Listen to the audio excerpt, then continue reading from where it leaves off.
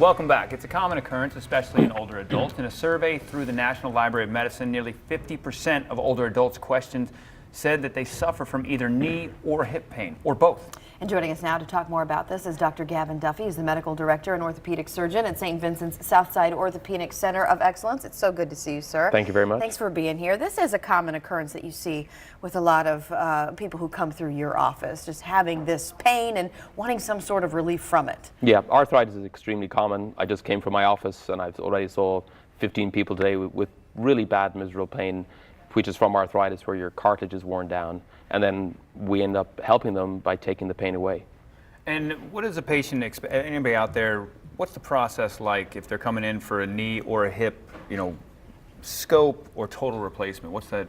So I'm a replacement expert, so obviously people come in and don't know whether they need that. So of the people this morning, I told them the good news is you're not getting your knee replaced for quite a while. And I let them go see one of my sports doctors.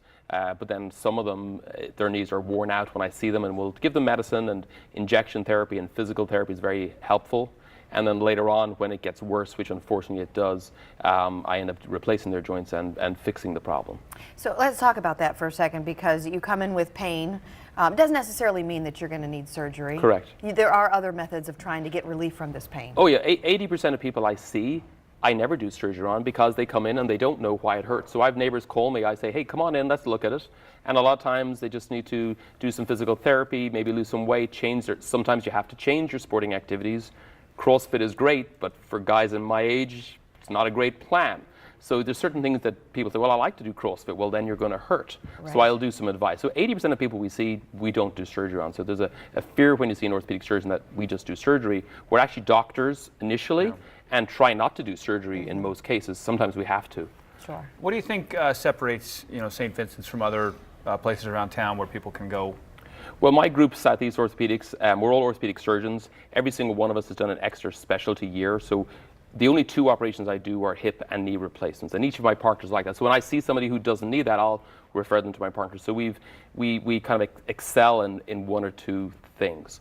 And then at St. Vincent's, we've built a program for my patients who need their hips and knees replaced. It's a center of excellence. We've been certified 4 times nationally.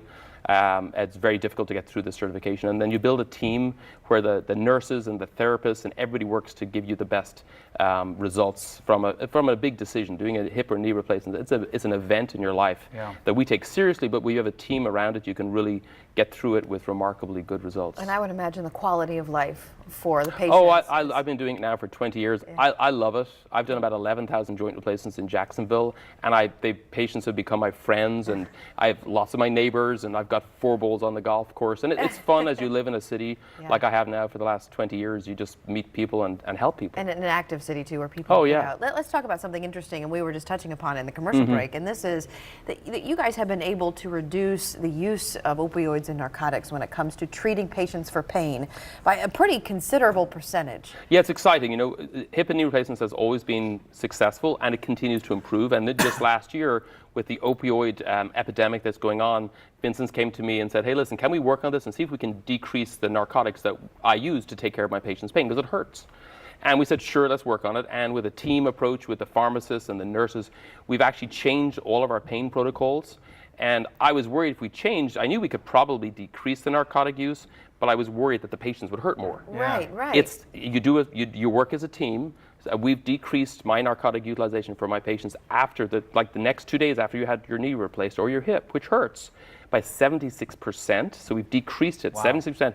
And our pain scores, if you go from 10 is the worst to 0 is no pain, from 5 to 4, which blows your mind. And then the patients are just loving it. The people out of the old way are like, Dr. Duffy, this is great. So people used to stay for 2 days in the hospital. Now they're going home the same day or the very next day. It's been really wonderful for my patients. And by reducing the use of opioids, that's amazing. That is great. That is great to hear, because it is one of those things that is killing people. But that's really great. So is it just reducing inflammation more? It's a whole combination, and we call it multimodal, but just coming at it from different angles. So it's getting you prepared surgically before the surgery, mentally being prepared, because a lot of it's fear. They're Yeah. so nervous. Right. If you reassure them we'll keep you comfortable, you lose 20% of your pain. Yeah. And then we have you in therapy before surgery, because a lot of people whose knees are hurting, they get deconditioned. Yeah. So again, it's like preparing for the big game. You don't not look at the plays and who you're playing with. And then we now give you, people used to be fasting from the midnight before, classical MPO, nothing past midnight. Yeah. That's old, obsolete. We give our patients Gatorade in the morning. Nice. So you're hydrated. We use Tylenol and Celebrex and good anesthesia. It really works great. Appreciate you being here. It's so good to see you. Thank you Thank for you. joining us. We appreciate it. Appreciate it. And we want to thank St. Vincents HealthCare for bringing us this great information about knees and hip replacement. If you need it out there, call St. Vincent's, but here's information for you. St. Vincent's Orthopedic Center of Excellence. Visit jackshealth.com/ortho.